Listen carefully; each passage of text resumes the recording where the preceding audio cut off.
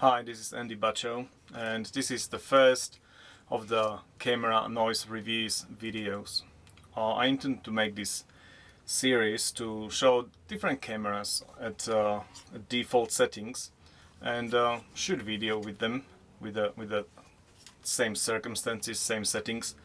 And the purpose of it is that often when we buy a camera, shoot a video and then just discover there's a very unpleasant noise, especially if there's not much light. And default settings is in these days we live in an intelligent era where these sort of things like ISO settings and camera decisions should be made automatically.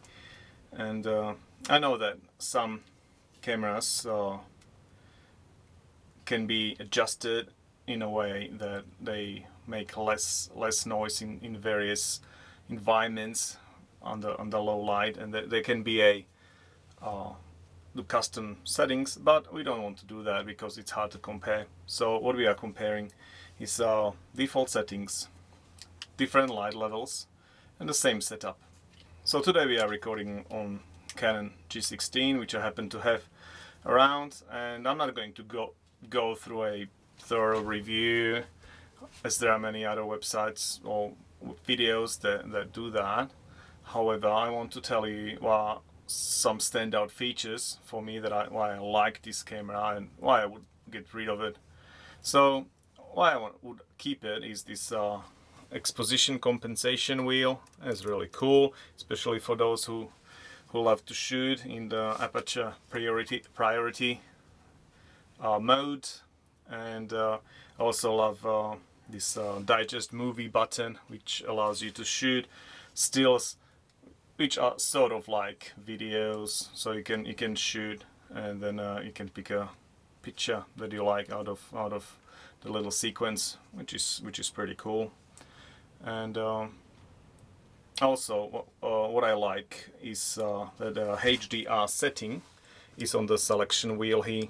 You can see right next to the camera there's a Hdr Mode, and so you don't have to go through all the settings in a camera, but you can select it right here, which is pretty cool, I think. And so I would get rid of this G16 is no articulating screen, because as far as this advanced point and shoot cameras go, it's pretty good. Yeah, it has nearly everything, and the only improvement which I would make is flippy screen and microphone jack. There's no microphone input. So yeah, those are quite important things. So let's go through the setup, and we'll be doing.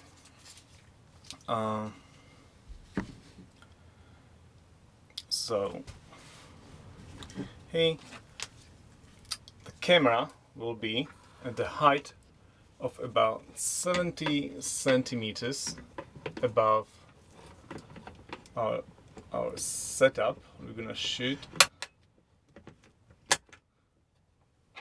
So this is what it looks like, and here it's shooting this little setup. So what we can see here is color checker. Color checker is great because it has standardized colors, and if you download the video you would be able to see the difference between the real colors and colors that camera took. This can be done with free software like DaVinci Resolve.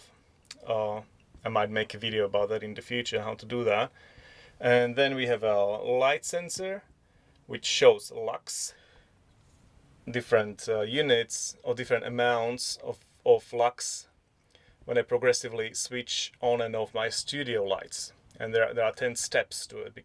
And 1200 lux is roughly equivalent to overcast day. There's a ruler, and this ruler shows inches, and this mat here shows centimeters, which you can use to judge field of view of the lens. And lastly, there's a music box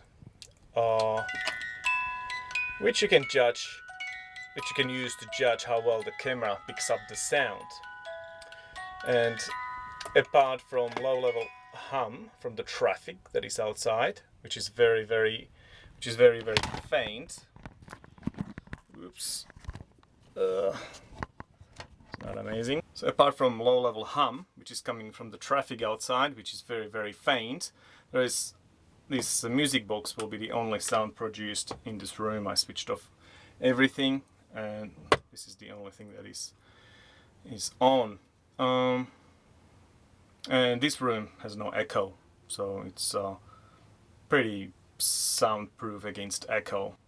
The camera, which we have set up here, is set up to automatic settings for the video. It is set to highest quality at 1080p progressive and 30 frames per second. So let's go for it.